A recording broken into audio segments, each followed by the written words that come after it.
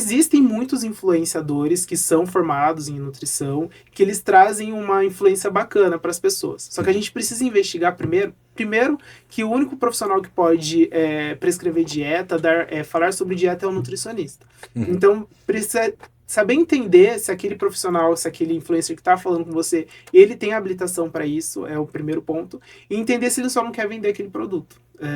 Mas isso acaba atrapalhando muito, porque as pessoas, hoje, elas se comparam demais, né? Então, ela fala, eu preciso ter esse corpo, só que essa pessoa, ela tem ela tem tempo para isso, muitas vezes, e ela tem muitos recursos para ficar daquele jeito. Então, a gente não pode pensar que só fazendo uma dieta, às vezes, não vai te trazer aquele resultado. E muitas vezes a pessoa, ela tá toda mexida ali, né? Vários photoshops, você vê a pessoa pessoalmente e não é nada daquilo. Então, é uma enganação bem grande, assim. E acaba atrapalhando muito o nosso trabalho.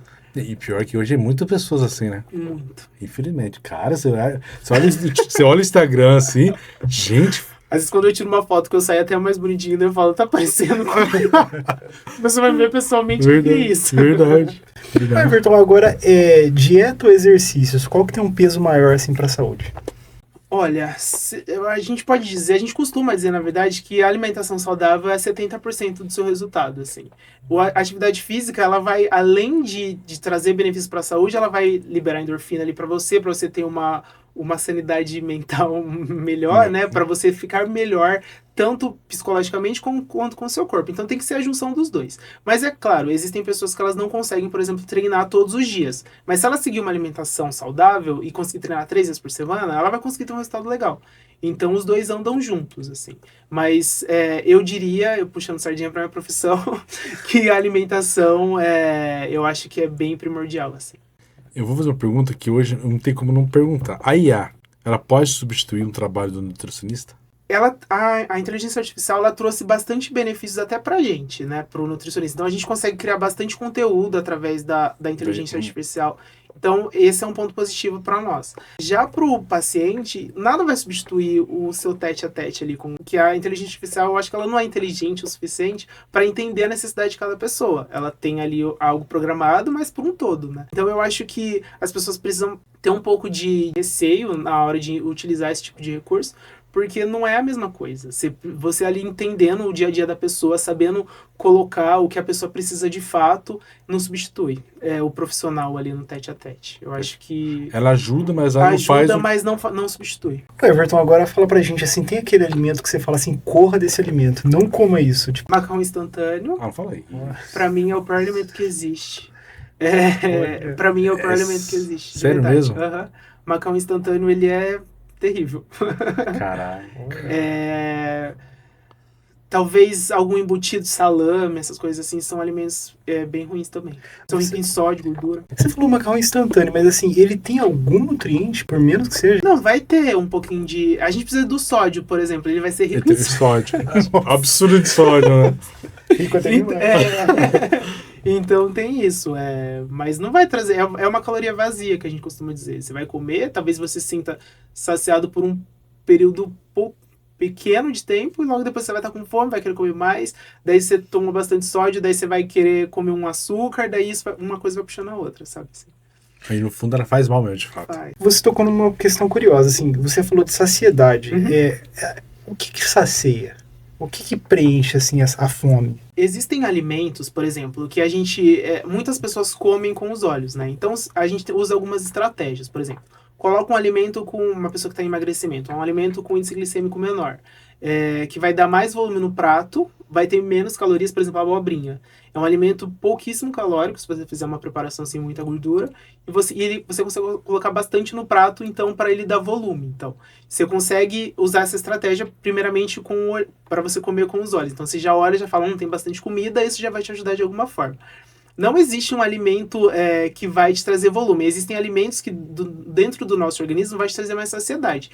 Por exemplo, a aveia. Se você fizer um mingau de aveia, ela vai te trazer mais saciedade. Se você colocar a chia no iogurte, era só um iogurte que talvez não traria saciedade. No organismo, quando você ingere ele vai...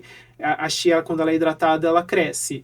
E é um alimento pouco calórico. Então, existem algumas estratégias que a gente pode utilizar para para trazer mais saciedade, assim.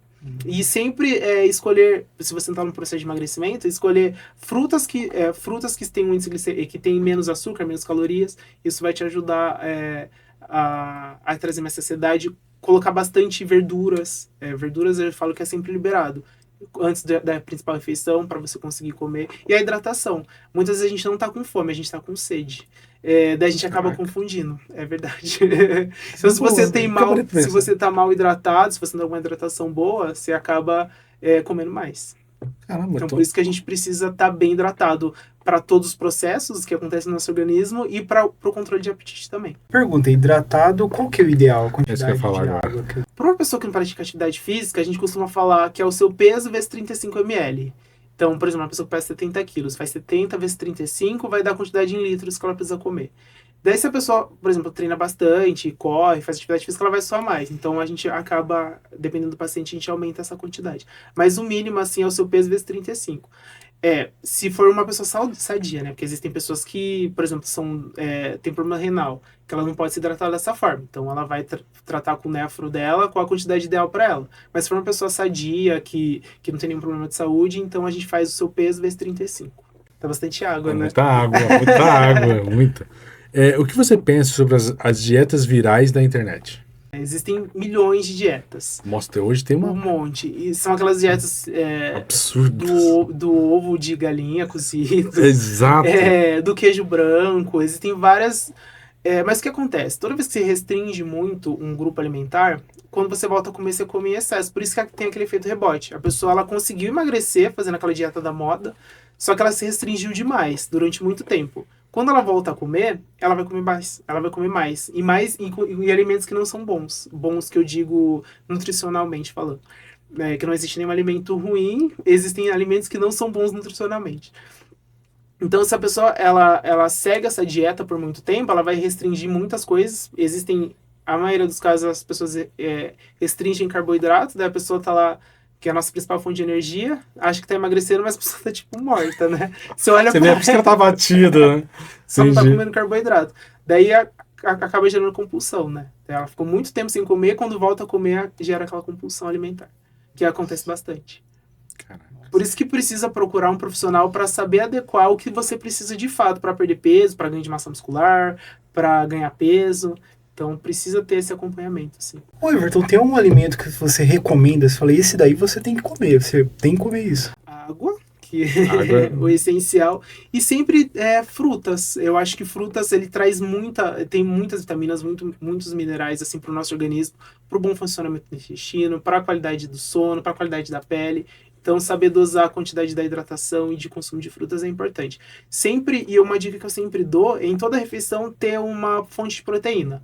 Por exemplo, no café da manhã, um pão com ovo, por exemplo. Pão com ovo é sensacional. É um alimento muito rico, essa combinação carboidrato e a proteína do ovo. Então, sempre deixar juntos esses dois grupos, sabe? Sempre uma proteína junto com um alimento em todas as refeições. Como ensinar uma criança a comer melhor? Vem da gente. Eu costumo não atender muita criança. Exatamente por isso, porque eu preciso primeiro trabalhar com os pais. Entendi. Primeiro é o pai. Primeiro é o pai. Porque não adianta você querer que a criança coma certinho, se alimente certinho, sendo que o pai tá lá todos os dias na frente da televisão comendo salgadinho com refrigerante. É uma criança, ela vai querer comer.